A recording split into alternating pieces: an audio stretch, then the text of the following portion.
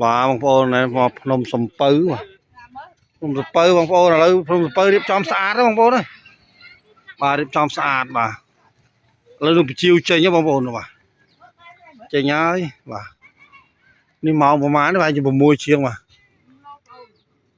ឥឡូវខ្ញុំមកដល់ភ្នំសំពៅបាទមករឿងយុរឿងដូចថាមកបញ្ជាវចេញអស់ហើយឥឡូវភ្នំសំពៅរៀបចំស្អាតបងប្អូនបាទស្អាតជាងមុនឆ្ងាយបាទមើលគេមានកន្លែងអង្គុយលេងមើលបញ្ជាវមើលអីបងប្អូននេះបាទមើលបញ្ជាវមើលអីបាទកន្លែងឥឡូវកន្លែងស្អាតបាទរៀបចំស្អាតបាទស្អាតហើយគេមកពីមុនយើងអត់សូវមានបាទបន្ទប់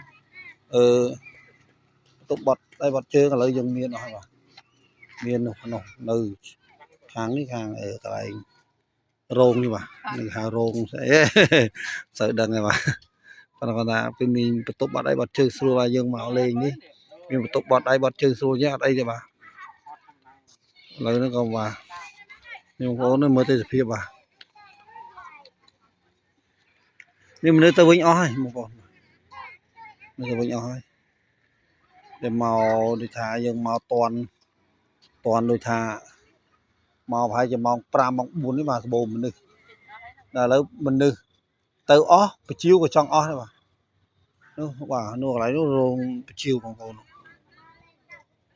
នោះរោងបជាវបងប្អូនណារោងបជាវបាទរោងបជាវនេះមករូបព្រះបដិមាករយើងបាទមនុស្សនៅនៅមិនជាច្រើនទេបាទបែរជានៅបាទគេអង្គុយញ៉ាំអី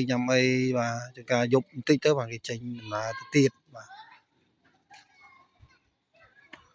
ហើយបងប្អូនបានមកបាត់ដំបងក៏បាទកុំភ្លេចរឿងមកភ្នំសំពៅផងបាទភ្នំសំពៅហើយនឹងអាងកំពីងពួយបាទខេត្តបាត់ដំបងនិយាយចំសម្បូរកន្លែងលេងច្រើនបងប្អូនបាទសម្បូរកន្លែងលេងច្រើនបាទនៅខាងសំឡូតមកបាទតរោសំឡូតតរ៉េនបាទការធូរ៉េន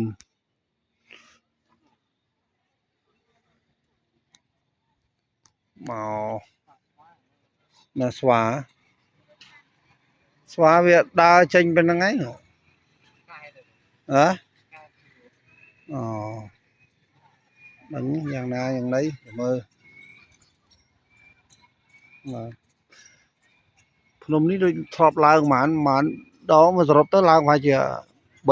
4 ដងឯងបាទ3 4 ដងឯងដាក់បាត់ដំបងមែនក៏ប៉ុន្តែមិនដែលសូវបានមកលេងប្រហែលទេបងប្អូនអាងនៅឃើញចិត្តថ្ងៃណាក៏បានដែរបាទប៉ុន្តែនេះកូនប្រឡងហើយបាទប្រឡងហើយក៏រួចរាល់កូនក៏ចង់មកលេងក៏នាំគ្នាមកបាទចង់មកលេងបាទនាំគ្នាមកលេងមកបាទ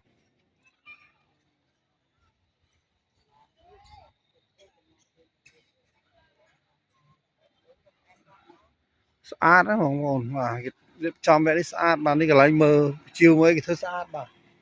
ខ្ញុំឲ្យបងប្អូនមើលមកជុំបាទនេះកន្លែងបាទហើយធ្វើកន្លែងយើងអង្គុយបងប្អូននេះបាទឲ្យយើងធ្វើកន្លែងយើងអង្គុយមើលបជាវមើលអីបាទមកគេធ្វើស្អាតបាទធ្វើស្អាតបងប្អូនបាទមានទាំងក្រោមទាំងលើបងប្អូនបាទមានទាំងក្រោមទាំងលើបាទហើយនោះមនុស្សបាទនៅមានប្រហែលជា4 10 20ប្រហែលជា100 200នាក់បាទគាត់នៅខ្លះគាត់អង្គុយញ៉ាំអីទៅខ្លះគាត់ដើរលេងលើនេះបាទ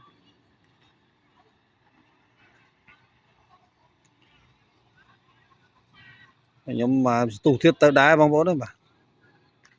វីដេអូមានប៉ុណ្ណេះបងប្អូនបាទអរគុណច្រើនបងប្អូនបាទជួបគ្នាវីដេអូក្រោយបាទកុំភ្លេចបាទជួយ Subscribe